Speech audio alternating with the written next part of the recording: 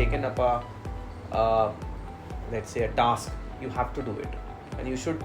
And since the task is not maneuverable, you have to maneuver yourself. And so I try to adapt myself to what the possibilities of the job will be.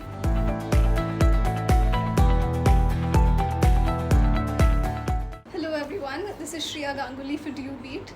Today we have with us a very, very special guest. 1 in a million, if his rank is anything to go by, Yasharth Shekhar. Mr. Shekhar is a former student of St. Stephen's College, and this year he has come 12th in the UPSC. Let me just tell you how glad we are to have you and how grateful we are, and I'm sure that all of the students across DU who share your aspirations feel exactly the same way. Thank you very much. Even I'm grateful to be talking to Beat also. Very happy. Thank you so much. This is a little bit cliche, but yesterday you told me that you've been overwhelmed with everything ever since the results have come out. So can you tell me what it's like to be a topper, to know that very soon you're going to have one of the most prestigious jobs in this country? Nobody expects to be a topper, and I've been one of the most low-key person when I was in colleges. So I am miles apart from what is being popular. So for me it was completely overwhelming. I couldn't reply to all the messages. I was receiving so many calls on the very first day. So many calls from the print media were coming. So many calls from my friends were coming, and I'm somebody who does not receive calls for days because I'm that kind of a person. So for me to receive that, it was a completely different experience, but at the same time there was a feeling of relief, and I was happy to talk to everyone because now I don't have to study. I don't have to give prelims. So I'm grateful for everything. It was an exhilarating experience, and I'm still experiencing that. The feeling hasn't sunk in completely, and I'm very grateful to God that this was my third attempt, that eventually the struggle has come to an end, and I have ended up with my favorite job that I wanted to be part of. Thank you. So India knows you as UPSC rank 12. Can you tell us a little bit more about who you are as a person? My family comes from UP, Uttar Pradesh. I was born in Lucknow. My family belongs to the Bundelkhand region, and my father is in a subordinate job, so he used to get transferred every third year. So I've done my schooling at, I think, 5-6 places like Mainpuri, Lucknow, Bijnor, Ghaziabad. So in that way, my schooling has always been very scattered. I've always been interested in academics, and my academic record has always been more or less better than the average. After that, I completed my class 10th in CMS. After that, I came to class 12th in La Martine College, and there I had to deal with a big question: which stream to choose. And there I would say that because of my commitment to studying humanities, so I chose humanities in class 11th, and my parents supported me fully for that. And after that I came to St. Stephen's College to pursue my graduation in economics, and after that I chose geography. So I would say, I think one of the characteristics that would define me would be consistency. I've been consistent about what I wanted for a very long period of time, and I've always had this goal of being a civil servant for a very long period of time. It started conceptualizing and becoming more concrete after I chose humanities as a stream in class 11. So thereafter, once you stick to something, there is a very famous saying, I think I read it in The Alchemist: if you really desire something, the entire universe starts conspiring to help you achieve it. I think that's the case with me. I'm the manifestation of that quote. Yeah. So you said you wanted to be a civil servant for a very long time. Was there an individual or even an incident in your life that sort of triggered this ambition? I think not one particular person or particular example. It's just that since my father is also in a government job, not per se the government job, he's in judiciary, so but I've seen him how you can serve people by being in public sector. I've seen people serving in being in the private job, also serving the people in one way or the other. But I believe that this was a more direct way to connect to people and to be able to recognize. A lot of times we say that when something is done, we say we could have done this our way. But here, this job gives you the opportunity to put you in that position where you can implement some of your vision from the first level at the villages to being at the top level like in the metropolitan cities. So I think that by being a true civil servant, you can truly transform society and implement your vision of what you want the future to be. So I realize that civil services would provide you that platform. I think there are many services which provide you that platform, but I believe that civil services to be the most effective platform that can help you achieve your visions of what you want to implement.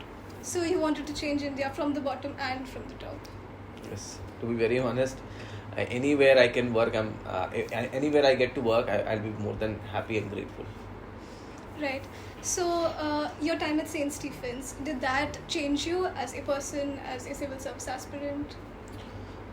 Yes, actually, I met a lot of people who were from civil services in Stephens. I can't recall name of all the people, but there was a civil servant, IAS officer who came from Kerala, who was famous for implementing some of his schemes in Kerala. I also met the then Chief Economic Advisor of India. I'm not able to recall his name also. He came to give a talk on the economy of India. So in Stephens, I met people who also wanted to do civils. One of my friends got a rank also this year. And I believe that St. Stephen has that general atmosphere because St. Stephen has a very long history with producing so many of dignified civil servants of this country. So the environment molded me and I learned a lot from it. And the time I got, because of the academic environment of my college, I got a lot of time to study also. I was motivated to study for civil servant. So by being part of a peer group that has been always been recognized very well in civil services field, I was able to focus my energies towards a goal, to stay motivated towards a goal. And eventually I had to struggle a bit. 3 years were full of struggle, and eventually nothing feels like a struggle anymore because I've been able to get a rank. So more than happy, and I'm very grateful to St. Stephen's for that contribution. So it's definitely not just a stereotype that if you want to go into the civil services, Stephen's is a great place. No, you see, I think everyone who can work hard, whether he's from a village school, or he comes from any metropolitan cities, he can be a civil servant. I just believe that since I had read about Stephens and its history of being a very of producing so many civil servants in many different parts of the country. Even today, our Foreign Minister S. Jaishankar, a few years back when I went to Stephens, I think Ajit Seth was the Cabinet Secretary of India. He was also from St. Stephen's, I think. So P.N. Sinha, I think, was also from St. Stephen's. There are so many bureaucrats.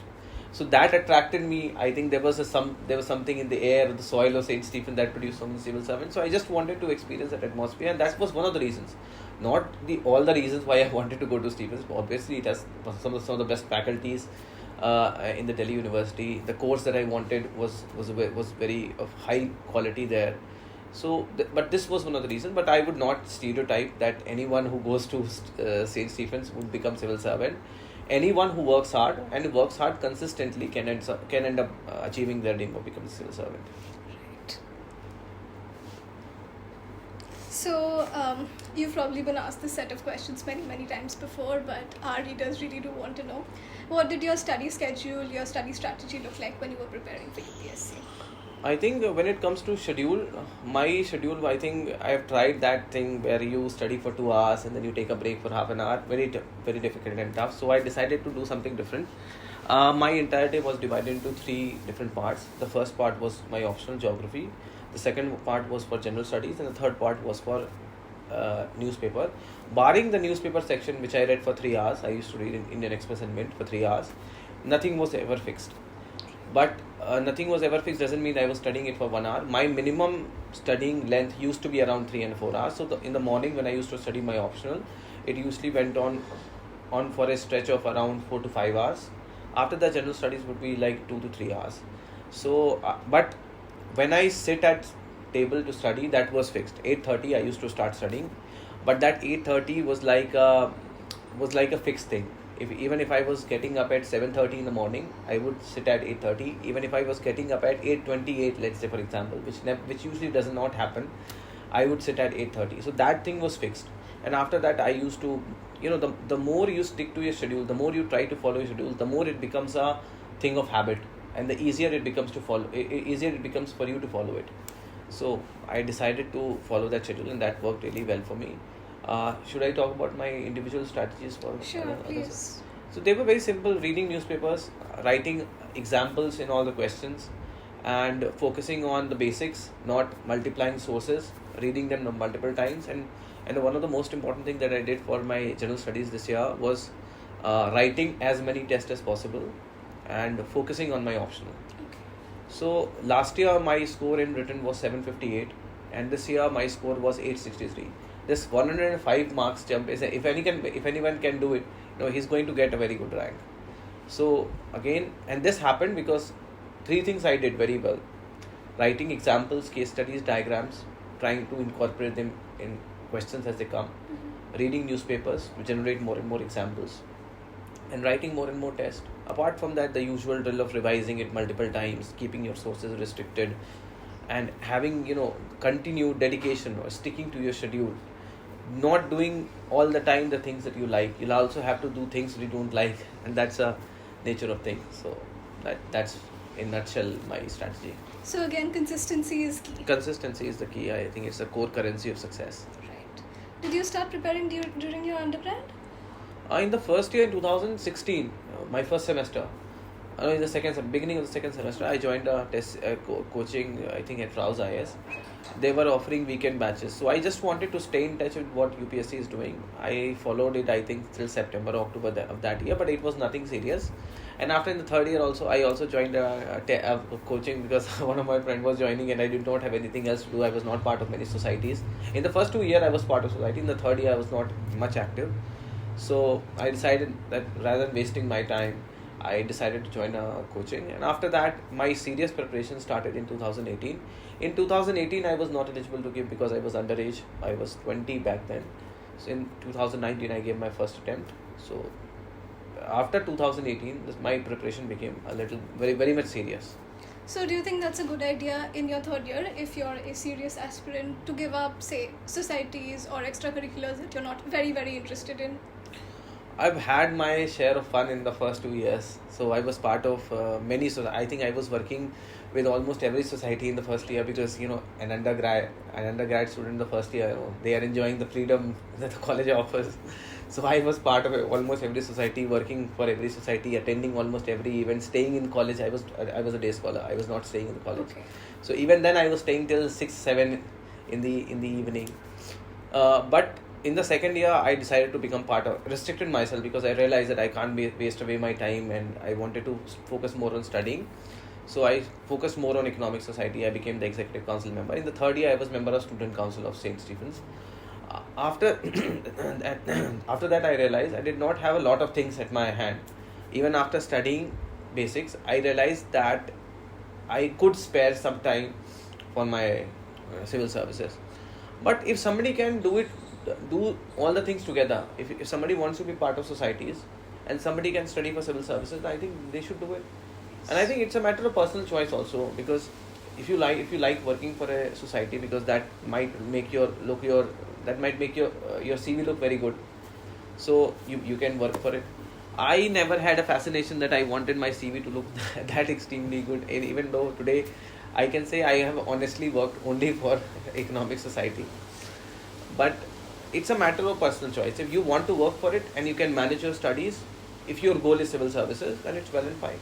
If you're finding it difficult, then you will have to make a choice whether you want to work for society or you want to work for civil services. Again, that's a very problematic and confusing choice, because you can always start studying after your college ends, but you can never be part of societies after your college ends. So that's a personal choice that person who is dealing with this issue will have to make. So you definitely shouldn't give up all of the joys of college life just to No. crack UPSC. From my experience, I'd say no, because you can always start studying after your college ends. Right. So with me, that was the thing. Although I was not part of societies, it wasn't like I was doing very serious studying also. So I would say that's a personal choice, and you, if possible, don't give up. So you're optional. That was geography. Again, this has been brought up in many interviews, but I'm asking again. It was very different from your major, which was economics. Why did you choose geography? Very simple reason that I always had interest in it. I love atlases, I love maps, I love traveling. And then there were some practical reasons also, that it covered a lot of my general studies paper 1. Because of that, I think this year I have the highest marks in general studies paper 120 also. And you see, not everyone can get a rank or get the service of their choice in the first attempt. So if you continue till, let's say, third attempt or fourth attempt, you can only continue with a subject that you like. You cannot continue with a subject that you're finding overbearing or that you suddenly get bored. So because of my interest in geography, I was able to study it on a stretch. The first slot of my study in my schedule was reserved for geography. So I used to study, sometimes I started at 8:30, I would study till 3:30, 4:30 because of my interest in it, not because I have to do it, because I have to get marks in it. So that is a reason. The fact that you have to study the third attempt or fourth attempt is a realization I'm getting after not being able to clear it in the first and second attempt. This was not the actual reason, but if I can tell some people who are going to take this subject in the future that you might not get there in the first attempt itself. So choose a subject which you find interesting, because interest is only going to support you till the third attempt or the fourth attempt. So the interest, I think, should be the most important part. But other than interest, for instance, if a student finds their college major interesting, but it's not a very scoring subject, or it's difficult to find reference materials for that subject, do you think it's a good idea to choose another subject? Yes, absolutely. If somebody likes one subject, he can choose it. This year, I think Ravi Sihag has Hindi literature as his option. No, I meant if a student likes their college major, but that major doesn't have good reference material available, or it's not considered a very scoring subject, quote unquote, in UPSC, should they choose another subject? Scoring or not scoreable, I think it's a very personal choice. Even when I was choosing geography, then I was not part of the social commentary around geography that geography is not doing well, because I was completely out of that circle of ORN or Mukherjee Nagar, where the common people's talk was that geography was not scoring. Even last year, the highest marks in geography were 287. Mm-hmm. So don't go by this, because if you can work hard on a subject and if you can master it, get it on your fingertips, and this is one of the most important advices that in every interview I'm telling to all the people, that if you are able to get your optional on your fingertips, you will do extremely well in UPSC, because general studies, they don't give you those high marks, but optional will give you 160s, 170s, which is I think 50-60 more than your general studies papers. So it doesn't matter what people say, doesn't matter. I think one consideration that might go is whether reference material is available or not. And I think that happens with a few optional. I am not sure of it, which optional. I think economics is one optional, because not a lot of coaching material is available. There are not a lot of coachings are offering that subject. I think with reference to geography, it was an easier choice. But if somebody likes one subject, and if he can focus his attention or her attention on it, I think they should continue with it. Well, no matter what people are saying, it's not scoring or scoring. Every subject is scoreable if you know it. So you mentioned that not being in Mukherjee Nagar helped you in a certain way. Yes. But a lot of people have this perception that to do well in UPSC, you have to be right in the center of Delhi, either in North Campus or in Mukherjee Nagar, and in that, so you'll have access to all of the best source materials, you will not be distracted by friends or family. That's the perception, that's how you do very well in UPSC. But you cleared UPSC with a very good rank sitting right here in your house. So do you think that perception is incorrect? I think, you see, the problem I find with Mukherjee Nagar or Old Rajendra Nagar is the fact that every now and then you are living with people who are going for civil services, and they are reading different sources than you. Then you are suddenly distracted. You will not focus on your source. You will start, okay, unka source better hai than ours. This is the kind of, and then one of the key secrets of clearing UPSC is to restrict your sources. And whatever you are choosing, choose with all dedication. Study it thoroughly, multiple times, and then this will not happen. Again, the problem with these coaching institute is that with these regions, the Mukherjee Nagar, Old Rajendra Nagar, is a false perception that your family distracts you. For me, my family was my strength. I did not have to work. I did not have to think about what food I am eating. Okay, I did not have to have issue of finding a separate room for studying. Somebody is not distracting me all the time. Also, now with digital mediums available, all the test series are available at all the different places in India. Not necessarily you have to be there at Old Rajendra Nagar or Mukherjee Nagar to do test series. I never went and write a single test there. I was writing tests, uploading them on the any coaching institutes. For example, Vision, with which I took my Vision General Studies test series. I used to write tests, I used to upload them, and they used to upload the checked answer copies. So there, and if I had any issue, I could call them and ask what their feedback about my answer writing is.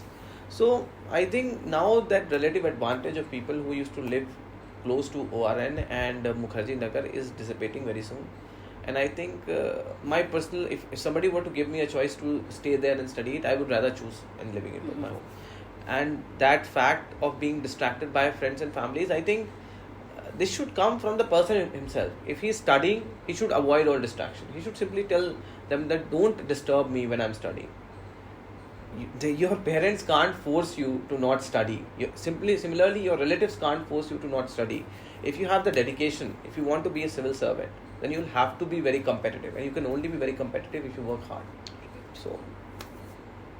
So enough about UPSC. You've said that you want to join the IAS. So which part of your job are you looking forward to the most?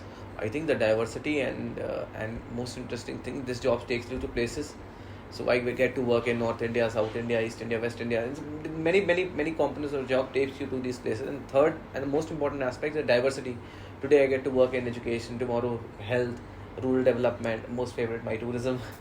So any aspect of the job, it's not a monotonous job that you get fixed, you allotted a one particular department and you have to work your entire life to it.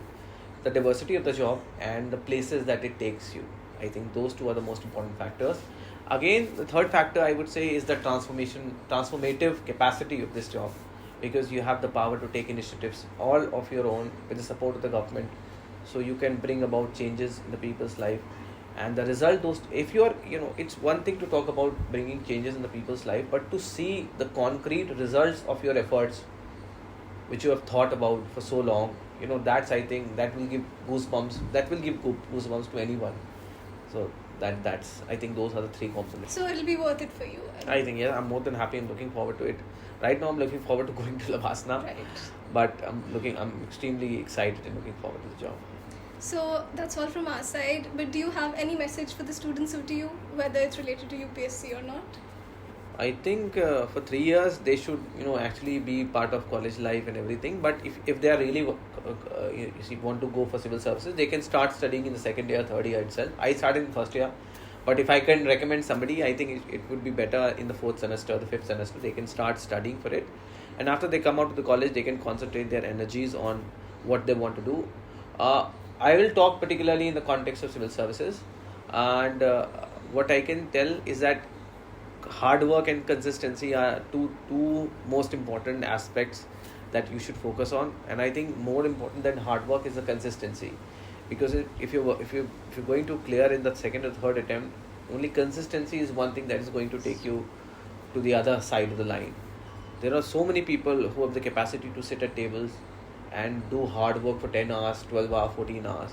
But if they have consistency, then that hard work will eventually... To do that for 3 years. For 3 years, it's a tough thing. The problem with a lot of people is that they would study for 12 hours for 2 days, and then they would go and take a break of 6 hours or 7 hours, or they would not even study for 1 day. I think consistency, when complemented with hard work, is the core currency of success in civil services.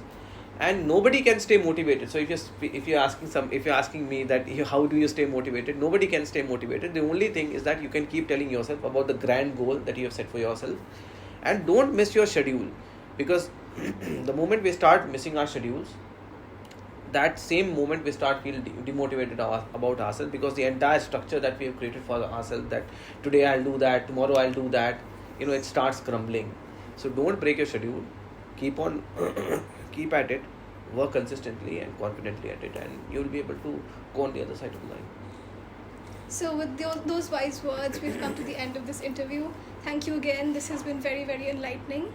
This is Shriya Ganguly for DU Beat with Yasharth Shekhar, soon to be IAS officer.